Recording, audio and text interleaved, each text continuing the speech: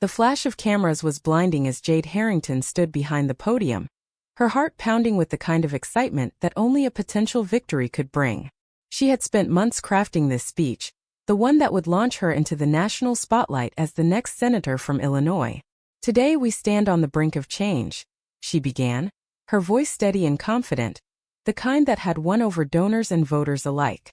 But in that split second, as the words left her lips, the double doors at the back of the auditorium burst open with a loud bang that echoed through the room. There, silhouetted against the harsh hallway lights, was Sarah, her wife, the woman Jade had sworn to keep hidden from the world for the sake of this very moment. Sarah's eyes locked onto hers, filled with a mix of pain and determination that sent a chill down Jade's spine. The crowd gasped collectively, whispers rippling like a wave as phones started recording. This wasn't part of the plan. This was the end. Jade's mind raced back to the night 3 years ago when she and Sarah had exchanged vows in a small private ceremony in a Chicago courthouse. It was supposed to be their secret, a love too precious to expose to the harsh light of politics. Jade's family, staunch conservatives from rural Illinois, would never accept it.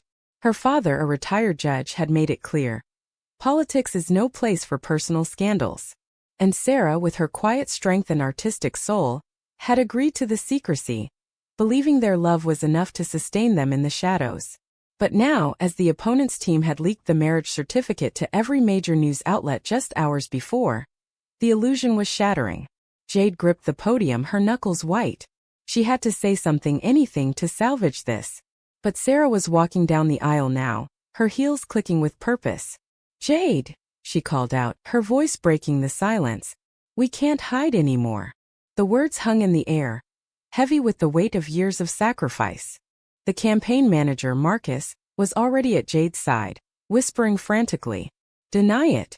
Say it's a setup. We can spin this." Jade's stomach twisted. Deny Sarah? The woman who had held her through every late-night strategy session, who had given up gallery openings so Jade could attend fundraisers without questions. Sarah reached the edge of the stage, and the security team hesitated, unsure whether to intervene. Jade's pulse thundered in her ears. She could see the headlines already. Lesbian politician exposed, campaign in ruins. Her father's disappointed face flashed in her mind, the phone call from her mother earlier that week warning her that any hint of alternative lifestyle would cost them the family farm's endorsement. She had chosen this path, chosen ambition over honesty, and now the price was walking straight toward her in front of 2,000 voters. Sarah stopped at the steps, tears glistening under the stage lights. "Tell them the truth, Jade. Or I will." The room erupted in chaos, flashes popping like gunfire, and Jade realized in that moment that every careful lie she had built was about to burn down around her. She forced a smile, the same polished one she used in debates, and raised her hand for silence. "Ladies and gentlemen, there seems to be a misunderstanding." The words tasted like ash. Sarah's face crumpled, and Jade felt the first crack in her own heart. How many times had she promised Sarah that the hiding was temporary, that once she won they could live openly? Now the lie was staring back at her, demanding payment. The rival, Congressman Harlan Reid, stood in the wings with a smug grin, his team already feeding quotes to reporters. Jade had underestimated how far he would go. This wasn't just politics anymore. This was war, and the first casualty was the woman she loved most. As security finally moved to escort Sarah away, Jade caught her eye one last time. The pain there was unmistakable, and Jade knew she had just made the biggest mistake of her life. The speech was forgotten. The campaign was bleeding out in real time, and all she could think was how she had chosen the podium over the woman who had given her everything. Sarah didn't fight the security guards. She simply turned, shoulders straight, and walked back up the aisle while the crowd filmed every step. Jade watched her go. The applause she had expected now replaced by stunned murmurs and the frantic clicking of keyboards. Marcus pulled her backstage, his face pale. "We need a statement now. Damage control." Jade's hands shook as she reached for her phone. 20 missed calls from her father. 1 text from her sister. "Dad saw the news. He's disowning you if it's true." The words blurred. She had spent years proving she was the perfect daughter. The golden child who would restore the family name through power, not through love. Sarah had understood that sacrifice, or so Jade thought. In their quiet apartment on the north side, Sarah had always been the one who cooked dinner after long days, who listened without judgment when Jade practiced speeches in the mirror. Their life together was simple and beautiful. Sunday mornings with coffee and the paper, stolen kisses in the kitchen, planning a future where Jade's career would finally allow them to breathe.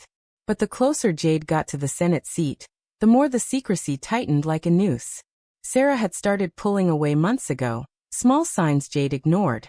"I feel like your mistress, not your wife," she had said once, voice soft. Jade had promised change after the election. Now the election might never come. Harlan Reed's team wasted no time. By the time Jade reached the green room, the smear was everywhere. Photos of their courthouse wedding leaked alongside doctored images suggesting Jade had lied on her financial disclosures. The narrative wrote itself. Hypocrite lesbian politician hides marriage while preaching family values. Jade's progressive base was confused. Her moderate voters were furious. Marcus shoved a tablet at her. "The donors are pulling out. We need you to go on record denying any legal marriage." Jade stared at the screen, at Sarah's smiling face from 3 years ago. Deny it? She had signed the papers herself. She had chosen Sarah on the clearest day of her life. But ambition had made her weak. A knock at the door. It was her campaign press secretary, voice urgent. "Sarah's outside. She wants to talk to you alone." Jade's chest tightened. She stepped into the hallway where Sarah waited, arms crossed, eyes red but dry now. "You were going to let them drag me out like a criminal," Sarah said quietly. "I stood by you through every late night, every lie to your family, and tonight you looked at me like I was the enemy." Jade reached for her, but Sarah stepped back. "I love you, Jade. But I won't be your secret anymore. Not when it costs me my dignity." The words landed like blows. Jade wanted to scream that she was doing this for them, for a better life, but the excuse sounded hollow even in her head. Sarah turned to leave. "Fix this or I'm gone. For good." That night, alone in the apartment, Jade stared at the empty bed. Sarah had packed a bag and gone to a friend's. The silence was deafening. Jade replayed every choice. The day she asked Sarah to wear a plain band instead of a visible ring. The holidays spent apart so family wouldn't suspect. The nights she cried after telling Sarah just until November. She had betrayed the one person who never asked for anything except honesty. The phone rang. Her father. Jade let it go to voicemail. She couldn't face him yet. Tomorrow she would have to face the world, and the woman she loved might never forgive her. Morning brought no mercy. Headlines screamed across every feed. Harrington's secret wife crashes rally? Lesbian marriage rocks Senate race. Jade's team gathered in the war room, faces grim. Marcus laid out the options. "We can claim it's a political stunt by Reed. Or we double down and say the marriage was never consummated. An old mistake." Jade felt sick. Across the table, her communications director added, "Your father released a statement distancing the family. He called it a personal failing." The betrayal stung deeper than any poll drop. Jade had built her entire platform on integrity. Yet here she was, watching her life dissected like a scandal. She drove to Sarah's friend's apartment unannounced. Sarah opened the door in sweatpants, hair messy, looking smaller than Jade had ever seen her. "You shouldn't be here," Sarah said, but she let her in. They sat on the couch, the same one they had picked out together 2 years ago. "I was scared," Jade admitted, voice cracking. "Scared of losing everything we built." Sarah laughed bitterly. "You mean everything you built? I just came along for the ride, right?" The accusation hung between them. Jade reached for Sarah's hand, but Sarah pulled away. "You made me promise to stay invisible. I did it because I believed in you. Now I see I was just convenient." Jade's phone buzzed nonstop. Reed was holding a press conference at noon, promising more revelations. Jade knew what that meant. Private texts, vacation photos, anything to paint her as unfit. She looked at Sarah, really looked. The woman who had supported her through law school, who had celebrated every small win with homemade cake. How had Jade repaid that? By treating their marriage like a liability. "I was wrong," Jade whispered. "I chose power over us." Sarah's eyes softened for a moment, then hardened again. "Saying it now doesn't fix the years I spent wondering if I was enough." Back at headquarters, the team had drafted a denial statement. Jade read it once and tore it up. No more lies. Marcus stared. You'll lose the race. Jade nodded. Maybe. But I've already lost more. She scheduled an emergency press conference for that evening. Sarah agreed to stand beside her, but the distance between them felt like miles. As Jade prepared her remarks, she realized the real battle wasn't against Reed. It was against the version of herself who thought love could be hidden forever. The cost was mounting, and she wasn't sure she could pay it without losing Sarah completely. The press conference room was packed. Jade stood at the podium, Sarah beside her for the first time in public. Cameras flashed relentlessly. Jade's voice was steady, but her hands trembled. I owe the people of Illinois the truth. Sarah is my wife. We have been married for 3 years, and I hid that fact because I was afraid. Afraid of losing your trust, afraid of my family's rejection, afraid of what it would cost my campaign. Gasps rippled through the room. Reed's team, seated in the front row, smirked. Jade continued. I was wrong to lie. Love should never be a political liability. I ask for your forgiveness, but more importantly, I ask Sarah for hers. She turned to her wife. Sarah's eyes glistened, but she didn't speak. The questions came like bullets. Will you drop out? Did you lie on official forms? How does this affect your stance on family values? Jade answered each one with brutal honesty. I will not drop out. The voters deserve to decide. And my stance on family values has always been that every family deserves respect, including mine. Sarah finally spoke, voice quiet but clear. I supported Jade because I believed in her vision. But secrets nearly destroyed us. The room fell silent. For the first time, Jade felt the weight lift slightly. That night, Reed released more photos. Intimate moments from their honeymoon, twisted to suggest deception. Jade's father called, voice cold. You chose this lifestyle over your blood. Don't come home. The words cut deep, but Sarah was there, holding her through the tears. I'm still here, Sarah whispered. Even if the world isn't. Yet the damage was spreading.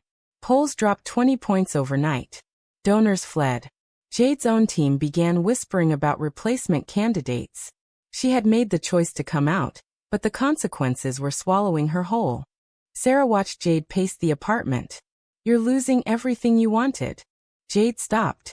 Not everything. She pulled Sarah close, the first real embrace in weeks. I lost sight of what mattered. You. Us. Sarah rested her head on Jade's shoulder. It might be too late for the Senate, but it's not too late for us. The moment felt fragile, like glass about to shatter.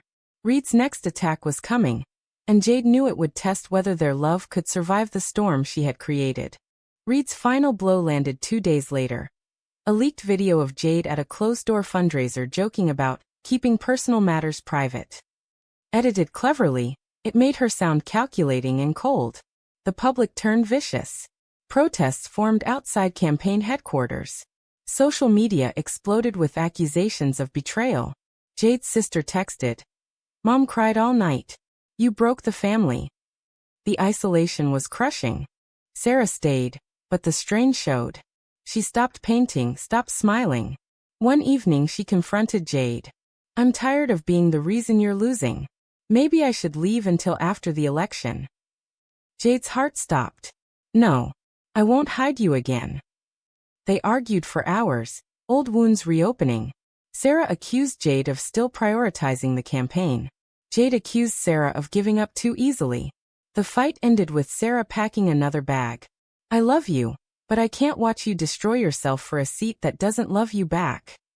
The door closed softly, and Jade sank to the floor, sobbing. She had pushed away the one person who had never asked for anything except truth. Alone, Jade stared at the empty closet where Sarah's clothes had hung. She replayed every sacrifice. The missed anniversaries, the fake dating stories for the press, the nights she cried in the car after family dinners pretending to be single. The awakening came slowly. Power had never been the goal. Love had been. She had mistaken the latter for the destination. The next morning she called Marcus. Cancel all events. I need time. She drove to the small gallery where Sarah used to exhibit. Sarah was there, hanging a new piece. They didn't speak at first. Then Jade said, I'm dropping out of the race. Sarah turned, shocked. Jade, no. Yes. I chose wrong. The Senate was never worth losing you. Tears fell freely now. Sarah stepped forward, and this time she didn't pull away. Dropping out made national news. Harrington quit Senate race after coming out as lesbian. Some called it courage. Others called it weakness. Reed won the nomination easily. Jade's father never called back. But in the quiet weeks that followed, something unexpected happened. Progressive groups reached out, offering smaller races, local offices where authenticity mattered more than perfection. Sarah's gallery show sold out for the first time, inspired by their story. They moved to a smaller place outside the city, away from the spotlight. Mornings were coffee and quiet talks. Evenings were walks where they held hands openly for the first time. Jade started volunteering at a legal aid clinic, helping LGBTQ youth navigate family rejection. The work felt truer than any podium speech. Sarah painted again, her canvases bright with hope. One night, sitting on the porch, Sarah asked, "Do you regret it?" Jade thought for a long moment. "I regret the hiding, but I don't regret choosing you." Finally. Months later, a small local council seat opened. Friends urged Jade to run. This time, Sarah stood beside her at the announcement, ring visible, smile genuine. The crowd was smaller, but the applause was real. Jade looked at Sarah and knew the real victory had already been won. The scars remained. Family holidays missed, friendships strained, a Senate dream buried. But the love that survived was stronger, forged in fire and truth. Was Jade right to hide her marriage to Sarah for so long? Or should she have come out from the beginning? True or false? In the end, personal truth must always come before political ambition.